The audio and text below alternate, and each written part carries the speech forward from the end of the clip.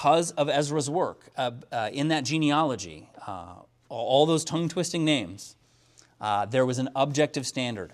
Who was in God's covenant, who was truly descended from Jacob, and who was not part of God's covenant people.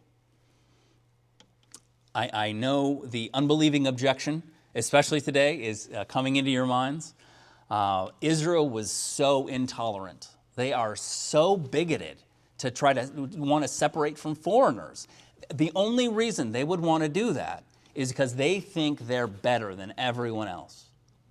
Nothing like that is the case. Next week, if you want to look down, we'll see exactly what God says, what they profess about themselves. If you look down at verse 36, they describe themselves as slaves.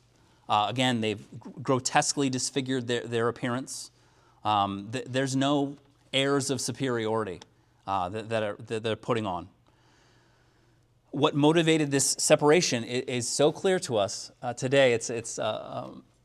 We of all people can understand this based on our society.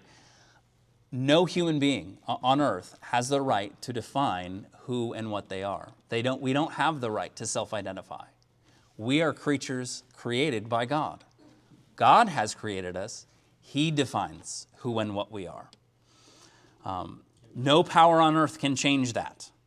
The same God who brought Israel out of Egypt, who met with them at Mount Sinai to give them the law, has also, in Nehemiah's time, brought them out of Persia and returned them to the promised land to be his people, his covenant people.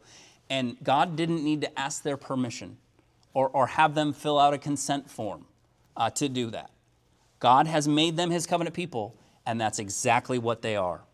That's why every Christian today, gathering today with God's people on the Lord's day, we separate from the world. Not because we hate unbelievers, not because we think we're better than anyone else. Simply, we are who God says we are.